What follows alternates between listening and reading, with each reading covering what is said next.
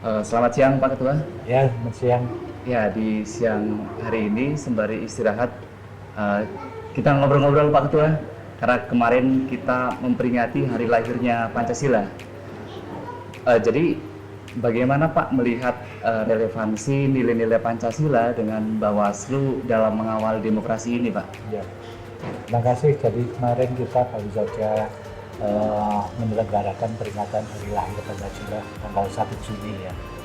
Jadi Pancasila ini mestinya harus kita pahami bukan lagi hanya sekedar sebagai satu bentuk seremonial memperingati Hari Lahir Pancasila, tetapi yang paling penting lagi dari kita adalah bagaimana kita bisa memahami esensi atau makna yang sesungguhnya dari Pancasila. Ada dua hal yang perlu untuk kita ketahui. Yang pertama, Pancasila itu adalah dasar negara. Kemudian yang kedua, Pancasila ini adalah pandangan hidup bangsa. Nah, kalau kita ditanya relevansinya apa, maka kita bicara tentang bagaimana Pancasila ini bisa menyatu.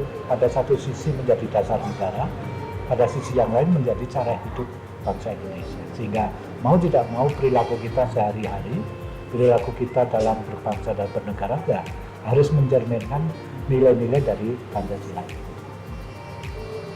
Oke, berarti kalau kaitannya relevansi sama Bawaslu bagaimana Pak? Ya, kebetulan Bawaslu adalah salah satu lembaga yang masuk di dalam fungsi sebagai penyelenggara pemilu. Nah, pemilu ini sering kita maknai sebagai implementasi sila keempat. Nah, di dalam pemilu itu sebagai satu bentuk implementasi sila keempat, maka pemilunya ini pasti diatur. Yang mengatur adalah undang-undang. Nah, kalau kita ketahui bahwa Pancasila ini menjadi dasar negara, artinya Pancasila juga menjadi sumber hukum. Nah, oleh sebab itu tentunya undang-undang yang mengatur tentang pemilu dan seluruh undang-undang yang berkaitan dengan demokrasi itu pasti sumbernya adalah dari Pancasila. Sehingga ketika kita menjalankan pemilu berarti kita menjalankan Pancasila. Nah, hanya kemudian bagaimana kita implementasinya di lapangan, nilai-nilai Pancasila apa saja yang harus masuk di dalam penyelenggaraan pemilu itu yang kemudian menjadi bahasan kita selanjutnya. Oke Pak, kalau program-program Bawaslu kedepannya bagaimana Pak untuk menjangkau terutama generasi-generasi muda gitu? Ya, kemarin kita baru saja menyelenggarakan pemilu di tahun 2024. Kemudian disambung dengan pilkada tahun 2024. Tentunya kita sudah melaksanakan dengan skala romantikanya, dengan skala dinamikanya, pasti ada plus minusnya. Tetapi secara umum, menurut penilaian masyarakat bahwa kita sudah bisa menyelesaikan pemilu dan pilkada ini secara demokratis. Nah, secara demokratis ini adalah pemilu yang diharapkan oleh Pancasila. Karena di dalam sila keempat disebutkan bijaksanaan permusyawaratan rakyat ya yang mengarah pada permufakatan. Nah, di dalam penyelenggaraan pemilu ini nilai-nilai yang harus disebutkan ada partisipasi masyarakat, ada hak masyarakat, ada akses masyarakat yang kemudian itu harus dilindungi dalam sebuah undang-undang sehingga itu betul-betul dijamin. Oleh sebab itu pemilu itu menjadi hak seluruh warga masyarakat yang tidak memenuhi syarat, terutama syarat hukum, syarat umur, kemudian kewarganegaraan dan kependudukannya. Nah, ketika orang itu sudah punya pemenuhan syarat seperti itu, maka tidak boleh orang itu dihilangkan haknya, baik itu sengaja maupun tidak sengaja. Nah, Bawaslu sebagai badan pengawas pemilu punya fungsi mengawal demokrasi, mengawal pemilu, supaya apa? Supaya proses jalannya pemilu ini betul-betul bisa mengimplementasikan bagaimana nilai-nilai Pancasila itu tersalurkan di situ.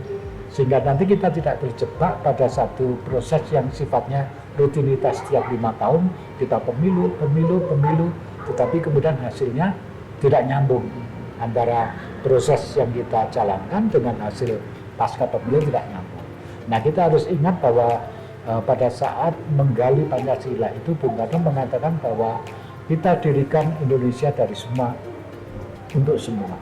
Artinya pemilu yang kita laksanakan itu adalah proses untuk menata kenegaraan kita. Maka pemilu yang kita laksanakan juga harus nanti memberikan kemanfaatan sebesar-besarnya. Maka sampai dengan kita bicara demokrasi, Bung Karno juga mengatakan demokrasi kita bukan hanya sekedar demokrasi politik, tetapi juga ada demokrasi yang mengandung sifat-sifat ekonomi dan sosial, sehingga Bung Karno menyebutnya sebagai sosiodemokrasi. Artinya di sini adalah bahwa proses demokrasi kita, pemilu kita, nanti ujung-ujungnya apa? Ujung-ujungnya adalah kesejahteraan rakyat. Nah inilah yang harus kita kawal, sehingga Bawaslu punya tanggung jawab moral bahwa hasil pemilu itu harus bisa memberikan kesejahteraan bagi masyarakat. Proses pemilu harus berjalan sesuai dengan rel demokrasi kita, yaitu harus lancar, umum, langsung, bebas, rahasia, dan tentunya harus adil bagi semua. Oke Pak, jadi kalau program Bawaslu Wonosobo untuk kedepannya apa saja nih Pak? Nah ini yang kemudian kita tentunya ketika menyusun rencana program ke depan, ada beberapa hal yang harus menjadi perhatian. Yang pertama, kita evaluasi dulu pelaksanaan pemilu 2024, pilkada 2024 kemarin seperti apa, itu kita evaluasi.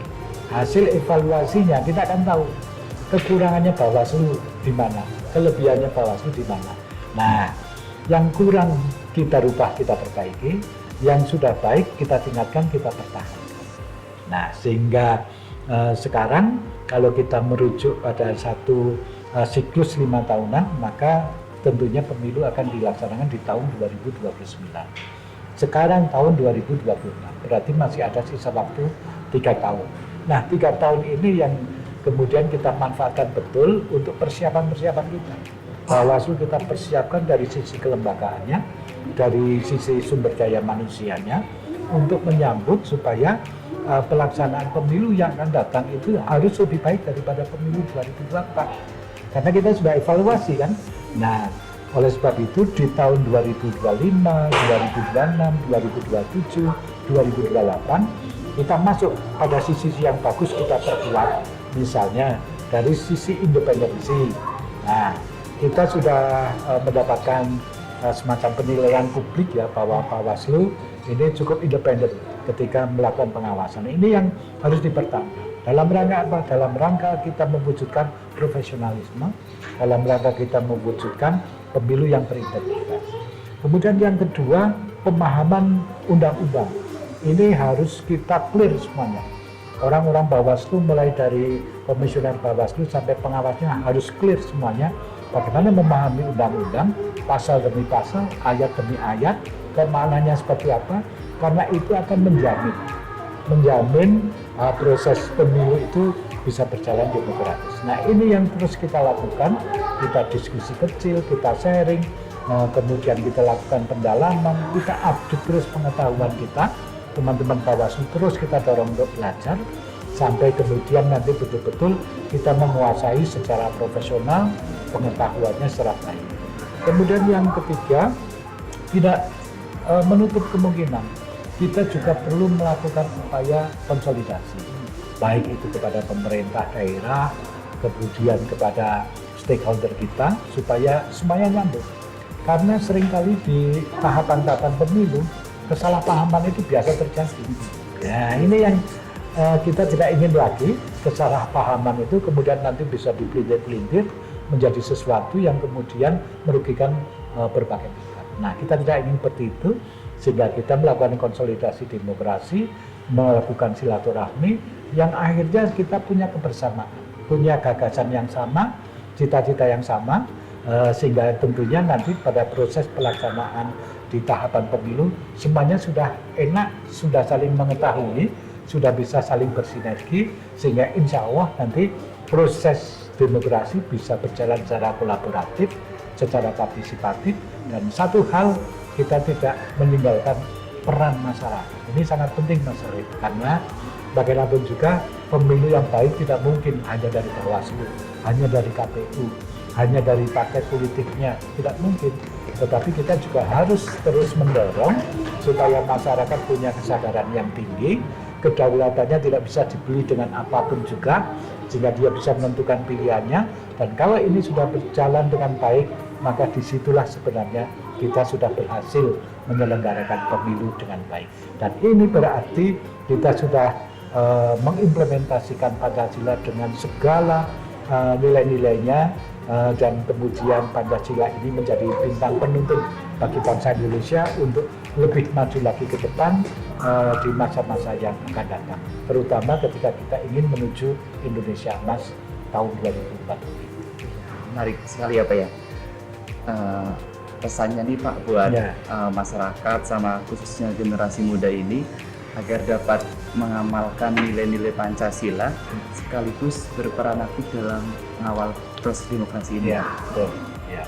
Itulah yang terus kita dorong, maka kita hari-hari ini banyak memberikan curahan perhatian kita kepada generasi muda kita.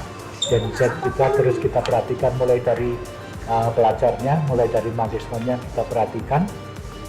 Bawaslu membuka kerjasama dengan lembaga-lembaga pendidikan, dengan lembaga-lembaga perguruan tinggi, bahkan dengan kelompok-kelompok anak muda, komunitas-komunitas anak muda, kita welcome. Ayo silakan mau belajar demokrasi di Bawaslu boleh. Kita sama-sama bikin agenda bareng, kerjasama, bikin kegiatan apa, festival apa, oke. Untuk kebaikan bersama, Bawaslu sangat terbuka. Nah ini yang saya kira perlu menjadi satu perhatian, sehingga Bawaslu sebagai pengawas pemilu itu jangan dipandang dengan sisi mata yang terlalu kaku. Jadi Bawaslu tidak bisa mengawasi pemilu sendiri. Bawaslu butuh dukungan semua masyarakat, maka Bawaslu juga harus membuka diri. Oleh sebab itu gayanya, stylenya Bawaslu pun juga jangan style kayak polisi, jangan style kayak jaksa, tetapi stylenya adalah style sebagai pembawa pencerahan bagi proses demokrasi di kemudian hari. Sebagai penutup Pak, harapannya Pak untuk masyarakat dalam mengawal demokrasi khususnya di Kabupaten Wonosobo ini Pak, bagaimana Pak?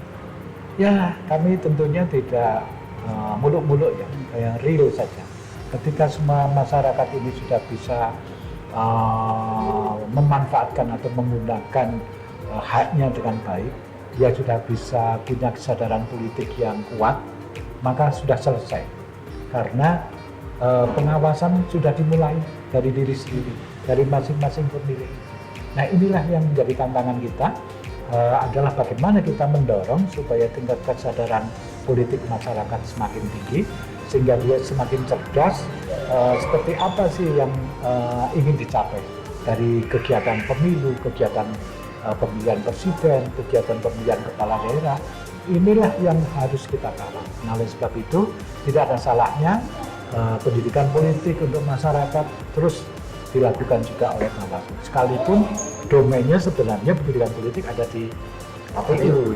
Nah, tetapi kita juga perlu mendorong di situ. Kemudian yang kedua, terus kita menyampaikan kepada publik, perlunya publik itu berpartisipasi langsung. Nah, ketika berpartisipasi langsung, maka dia perlu dikuatkan pemahamannya tentang demokrasi, pemahamannya tentang undang-undang kepemiluan, supaya nanti mereka bisa sejalan dengan Bawaslu sehingga bisa bersinergi. Inilah yang menjadi harapan kami. Tapi di balik harapan besar itu kami punya nilai optimis, karena insya Allah ke depan itu masyarakat kita jauh lebih cerdas lagi, lebih otonom lagi, sehingga insya Allah dia betul-betul akan bisa menggunakan hak pilihnya secara berdaulat. Oke, terima kasih banyak Pak atas waktunya. Kalau kata anak muda ini obrolannya daging semuanya Pak. Ya, semoga obrolan kali ini menjadi wawasan kita dalam mengamalkan nilai-nilai Pancasila dan demokrasi. Sampai ketemu di obrolan-obrolan selanjutnya. Salam Pancasila, merdeka. Salam Pancasila.